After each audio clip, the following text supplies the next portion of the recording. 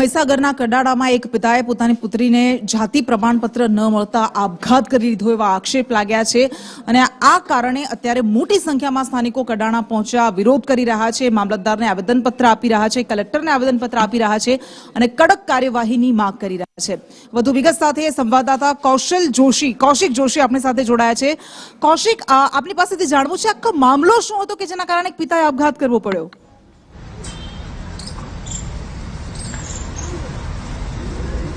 जी कृष्णा, ચોક્કસથી કડાણા તાલુકાના રણકપુર ગામની આ ઘટના છે કે જ્યાં જાતિના પ્રમાણપત્ર જે વાલી પાસે હતું તેનું ગુજરાતીમાંથી અંગ્રેજી જે પ્રમાણપત્ર કરવાનું હતું તેને લઈને છેલ્લા 25 થી 30 દિવસથી આ વાલી દ્વારા કડાણા મામલતદાર કચેરીની મુલાકાત લેવામાં આવતી હતી, પરંતુ દરેક વખતે કચેરીના અધિકારીઓ દ્વારા એક યા તો બીજા બાના હેઠળ તેમને ધક્કા ખવડાવવામાં આવતા હતા અને તેનાથી જ કંટાળીને આ જે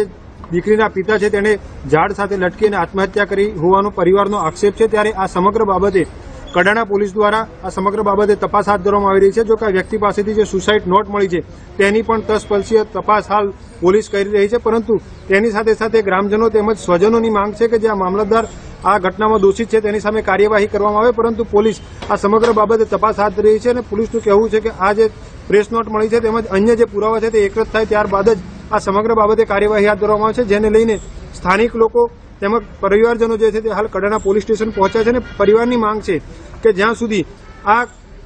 ઘટનામાં જે લોકો દોષિત છે તેની સામે કાર્યવાહી ન થાય ત્યાં સુધી અમે આ જે લાશ છે તેને લઈ જવા માંગતા નથી અને તે જ માંગ સાથે આ જે ગામ લોકો છે તે પોલીસ સ્ટેશન પહોંચ્યા છે અને જ્યારે પોલીસે આ બાબતે ફરિયાદ નોંધવાની હાલ જે તપાસ છે તે બતાવી ત્યારે ગામજનોનું એવું કહેવું છે કે જ્યારે ફરિયાદ નોંધાશે ત્યારે જ અમે આ જે ડેડ બોડી છે તેને લઈ